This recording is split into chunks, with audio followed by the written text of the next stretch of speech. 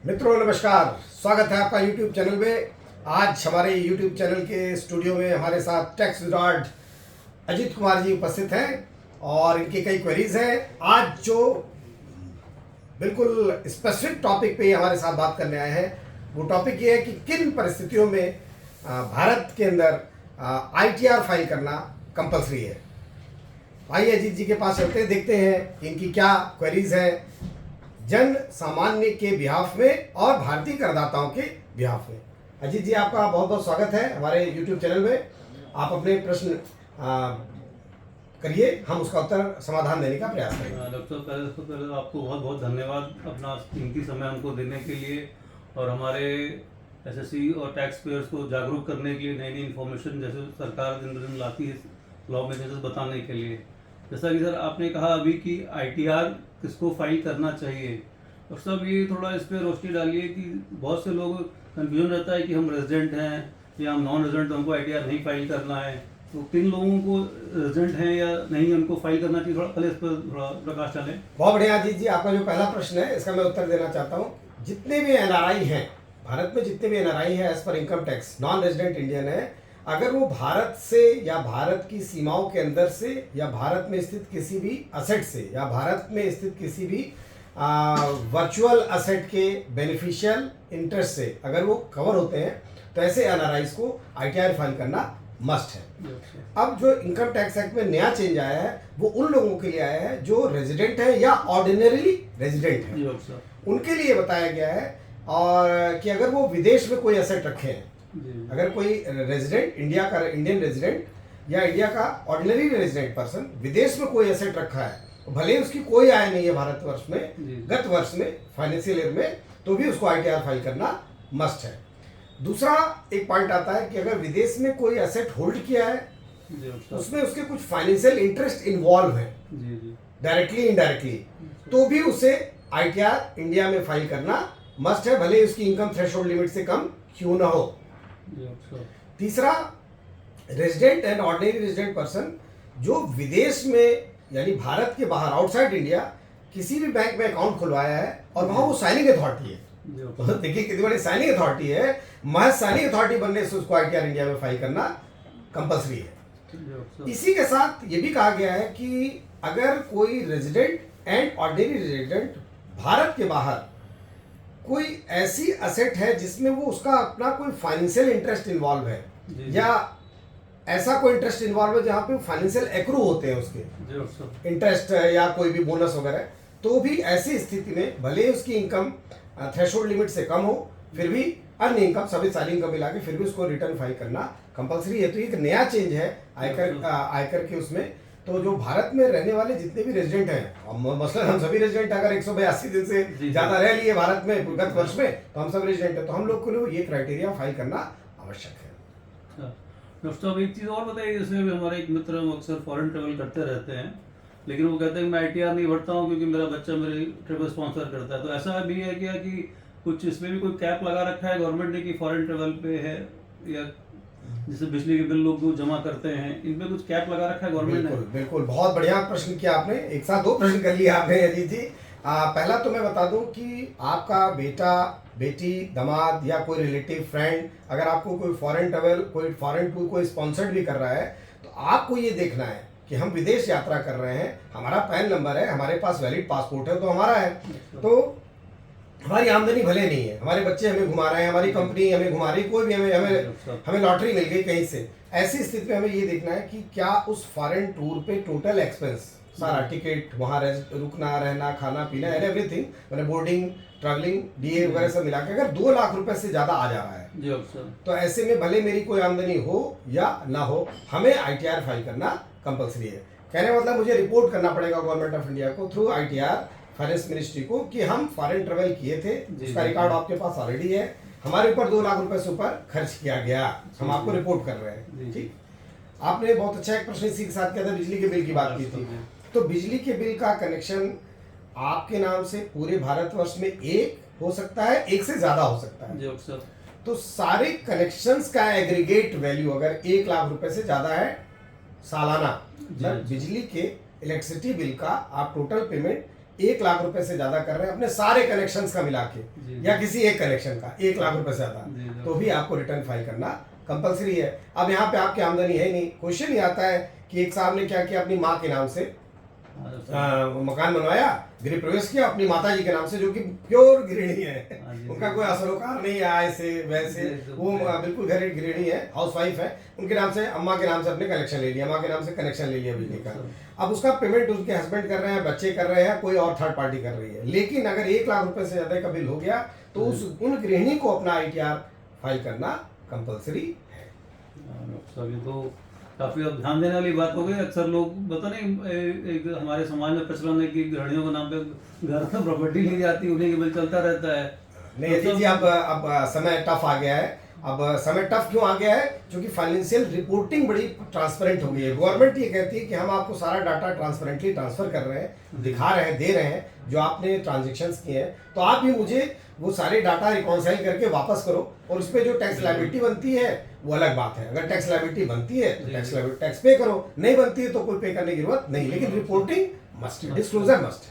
और डॉक्टर इसी तरह एक, जैसे अभी बीच में हमने न्यूज़ में भी देखा है या पेपर में पढ़ा हमने कि एक जो हम FD करते हैं लोग, या करंट अकाउंट में लोग पैसे जमा करते हैं, या सेविंग अकाउंट में, इस पे भी कुछ कैप्स का थोड़ा इस पे प्रकाश डालिए। बहुत बढ़िया क्वेश्चन आपका है कि ऐसा हो सकता है कि हम 3 प्रश्न आपके आए, एक FDR का आया, जी, जी। दूसरा आपका आया करेंट अकाउंट का आया, और तीसरा आया सेविंग बैंक का आया।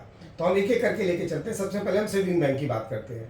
तो एक व्यक्ति के नाम से चाहे उसकी आमदनी हो या ना हो, वो क्राइटेरिया नहीं है, एक से ज्यादा सेविंग बैंक अकाउंट हो सकते हैं। मसलन एक अपने शहर में खोल लिया, एक अपने नेटिव पे खोल लिया, एक कहीं बाहर खोल लिया, तो एक या एक से अधिक जितने भी सेविंग बैंक अकाउंट है, अगर उसमें साल भर में आपने 50 लाख रुपए से ज्यादा जमा किया है, फाइनेंशियल ईयर में 50 लाख से ज्यादा जमा किया है, अब उसमें जो जमा किया है वो नगद भी है और वो चेक से बैंकिंग मीडियम भी है।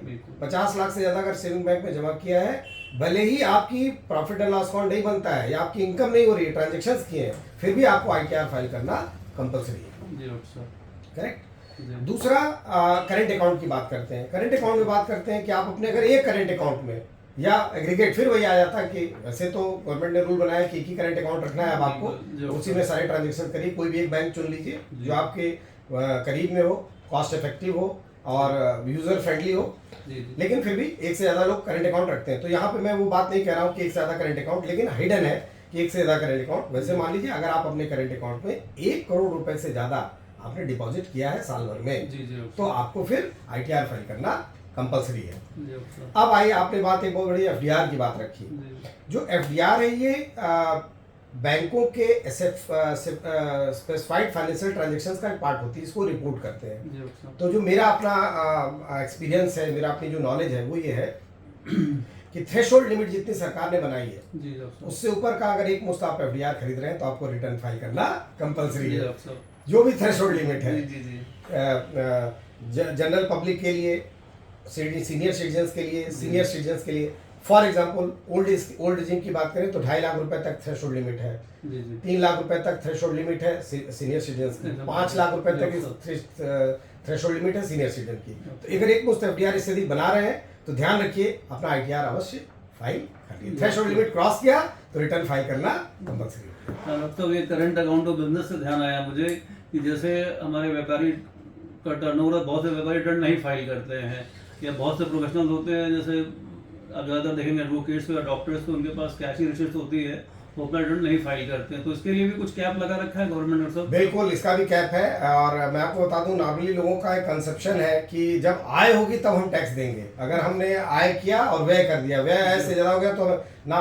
कंसेप्ट ये है कि प्रोफेशनल्स के केस में तो क्लियर कर दिया, प्रोफेशनल्स में जो प्रोफेशन एक्साइज करके अपनी इनकम करते हैं, मसलन accounts professional, tax professionals, technical professionals, doctors वगैरह, इनकी अगर ग्रॉस रिसिप्ट 10 लाख रुपए को क्रॉस कर गई तो उनको लाभ हुआ, हानि हुई, ठीक है, कुछ भी हुआ, उन्हें रिटर्न फाइल करना कंपलसरी है।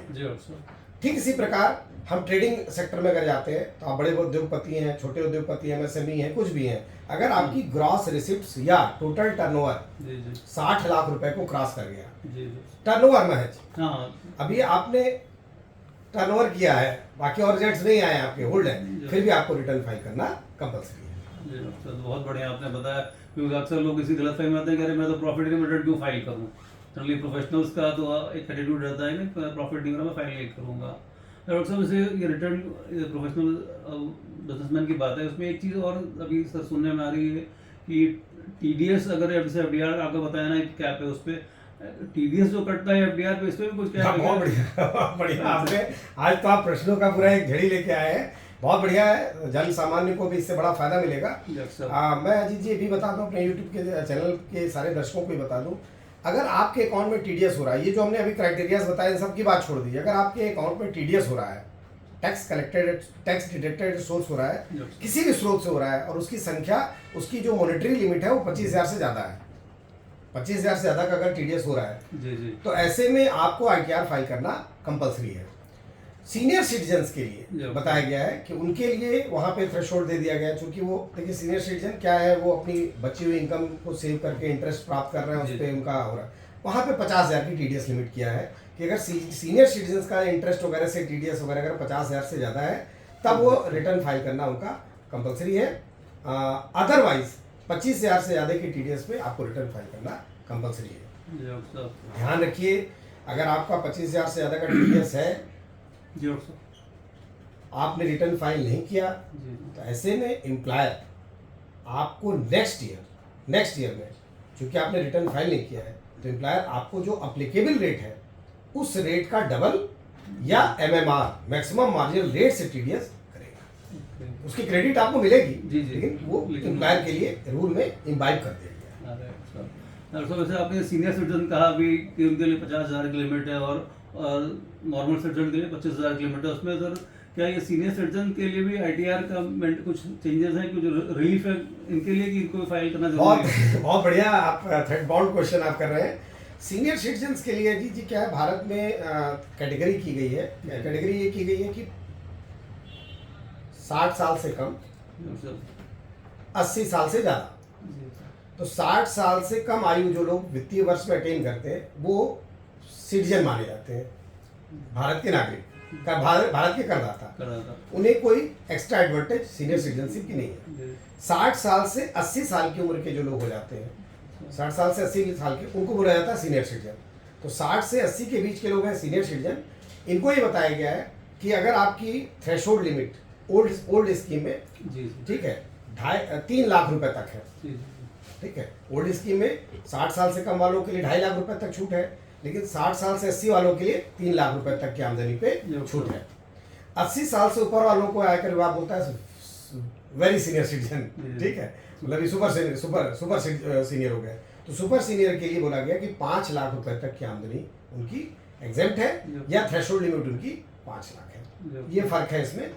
अब आपका प्रश्न यहाँ पे आया कि रिटर्न फाइल करने का एक है। हाँ, इसमें गवर्नमेंट एक नया कॉन्सेप्ट दिया था, हमारी मोदी जी की सरकार ने बहुत अच्छा स्कीम दी थी, कि जो सीनियर सिटीजन हमारे हैं उनको तमाम तरह की प्रॉब्लम, दिव्यांगता की प्रॉब्लम हो जाती है, घर से निकल नहीं पाते हैं, चश्मा लग जाता है, कई चीज़ें हो जाती हैं, सिर्फ सीए के यहाँ नहीं जा सकते हैं, कंसल्टेंट के यहाँ नहीं जा सकते हैं, इवन वो ऐप वगैरह का भी ज़्यादा प्रयोग नहीं कर सकते हैं। तो ऐसे में हमारी वित्त मंत्रालय ने बड़ा अच्छा एडवांटेज दिया कि अगर आप 75 साल, यहाँ पे क्राइटेरिया 75 साल का दिया, अच्छा, कि अगर आप 75 वित्तीय वर्ष में लास्ट मतलब फाइनेंशियल ईयर में अगर आप 75 ईयर्स के हो गए, जी, डॉक्टर तो आपको, और दूसरा चीज़, अगर आपकी केवल पेंशन या सैलरी से इनकम है जी। और इंटरेस्ट से इनकम है, साहब, तो need not to file return. आप अपने एम्प्लॉयर या आप अपने डीडीओ या आप अपने ट्रेजरी अफसर या बैंक को, आप एक फॉर्म है इसके लिए, फॉर्म 12BBA, जी डॉक्टर साहब, वो भर के दे देंगे, तो वो जो फॉर्म 12BBA है वो बैंक या आपका एम्प्लॉयर या जो ट्रेजरी अफसर है उसको फ्लैग कर देगा। वही फॉर्म 12BBA जो है आपका आईटीआर मान लिया जाएगा, deem to be filing of ITR. जी, अब ऐसे में जिसको आप 12BBA देंगे उसकी रिस्पॉन्सिबिलिटी है कि आपकी सैलरी, पेंशन और इनकम फ्रॉम अदर सोर्सेज को क्लब करके उस पर जितना टोटल टैक्स सरकार का बनता है जी, वो जी। टीडीएस करके गवर्नमेंट के खाते में जमा कर दे। और आपको उसकी क्रेडिट कैसे मिल गई, क्योंकि आपका ना रिफंड ड्यू है, जी, जी, ना आपका बिल्कुल। पेबिल है, आपका जो रिटर्न है वो आपने फाइल कर दिया। तो 75 साल के ऊपर के लोगों के लिए फैसिलिटी गवर्नमेंट ऑफ इंडिया ने दी है कि वो चाहे तो फॉर्म 12BBA भरकर रिटर्न फाइल ना करें। ये तो बहुत अच्छी सरकार ने स्कीम सिटीजन के लिए तारीफ है। डॉक्टर साहब, फिलहाल तो आज जितनी जानकारी आपने दी, मेरे ख्याल से हमारे श्रोताओं को इससे बहुत फ़ायदा मिलेगा अपने ITR फाइल करने, प्लस वो इतना अब जागरूक रहेंगे कि जो ट्रांजैक्शंस बताए आपने, लिमिट बताई फाइनेंशियल की, अगर ये बिजली का खर्चा है या फॉरेन ट्रेवल का है, FDRs का है, तो उसको ध्यान में रखते हुए अपना ITR टाइम भी फाइल करेंगे। बहुत बढ़िया। बहुत बहुत धन्यवाद अजीत जी, आपने आज जो सारी इन्फॉर्मेशन एक्सप्लोर करने की कोशिश की हमारे दर्शकों भी आपने, मैं बहुत बहुत धन्यवाद देता हूं आपको। और दर्शकों आपको बता दूं, यदि आपको किसी भी प्रकार की इनकम टैक्स में, GST में दिक्कत आ रही है, तो हमारी जो टीम है, इन लोगों ने आपके लिए बड़ा बेहतरीन, बहुत ही खूबसूरत ऐप और वेब पेज डिज़ाइन किया। एक्सपर्ट्स की एक बड़ी टीम ने बनाया है फिक्स माई टैक्स। तो fix my tax app download करें, गूगल पे उपलब्ध है, जल्द ही ये iOS पे उपलब्ध होने वाला है। साथ ही वेब पेज पर इसका बड़ा खूबसूरत वर्जन उपलब्ध है। तो आपको इनकम टैक्स, GST में, बिजनेस से संबंधित किसी भी प्रकार की कोई भी प्रॉब्लम है, तो आइए पहले हमारे ऐप पे रजिस्टर्ड हुई है और वहां से उसका त्वरित और सरल समाधान प्राप्त करिए। आज अपने YouTube चैनल पे मैं यहीं पे इस सभा को समाप्त करता हूँ। YouTube पर इस पर्टिकुलर टॉपिक को सुनने के लिए, समझने के लिए, इतना समय देने के लिए आपका धन्यवाद। नमस्कार।